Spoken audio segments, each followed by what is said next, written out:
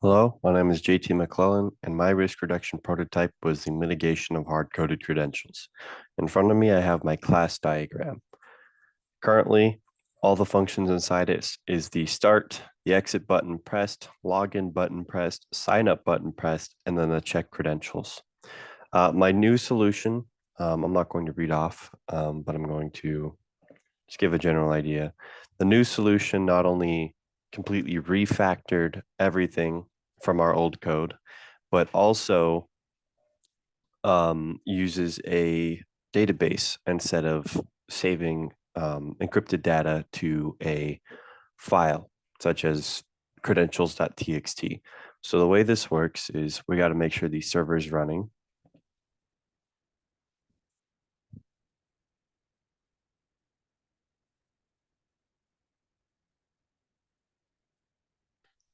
In which it looks like it is. So if I were to run this query, we should basically get all of our logins and passwords that are viable right now. This is just for us to do some tests.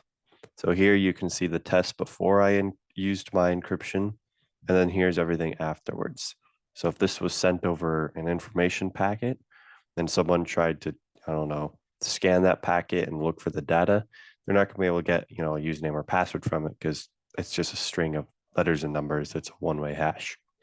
So the way this works is when I launch this file, the main file,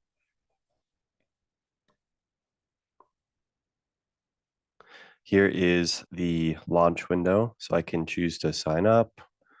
I can choose to log in, which it'll say empty field.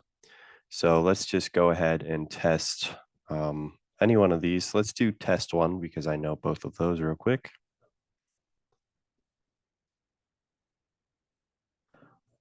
Again, nothing really on the username and password validation yet. That isn't yet to be implemented. It's already been implemented in solution one. We're re-implementing it actually later tonight. So that will be fun. But let's say I wanted to log in. It should, because right here it is valid. It should log in successfully. See, right now I'm an employee. We don't have the setup employee login fxml set up again because we refactored everything. But here's to show that it does work. And then for this one right here, because what it's doing, if I were to go into here. So basically how this code works is the inputted password that you type here is thrown into a hash, which is my file here. This is my implementation of SHA-256. It's a one-way hash algorithm that basically encrypts really anything you put into it by throwing it into bytes and then changes some stuff. I don't remember. I did this like a month ago. And then essentially after it throws it through there, it checks that the text, like the inputted text where you type in. So basically what I type in here, it throws it into a hash and then it compares it to the hashed version, right here. So this has already been hashed. This is saved, whatever. So like, let's say if I wanted to do this one up here, where it is indeed not hashed, it's not saved as hash. So it should fail right now, and it will fail, and I'll show you that. It's because it's comparing a hashed admin to a non-hashed admin because it hasn't been encrypted yet. See? And then, yeah, back to the code. That's pretty much everything. When it comes to the program, it uses a backend database, which I find really cool. Oh, yeah. Okay. Let's actually sign up real quick, and it'll show how this sign up thing works. So if I were to go to my sign in code, which is here, basically what it does is it takes the text that you have inputted and then it hashes the password. We decided as a group not to hash the username because it's already a like each username is going to be unique. So let's say I wanted to, I don't know, let's use this guy right here. Hasn't been hashed. Username already exists. Actually, let's do this one. Username exists and it's been hashed.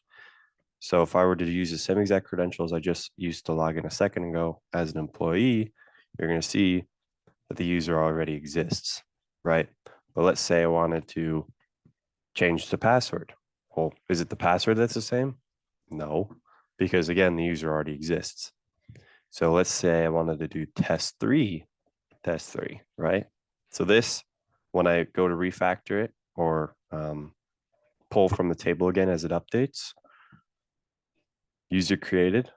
And then when I pull again, test three right here, everything's been implemented. So if I were to go log in with this user, it'll be an employee. There we go.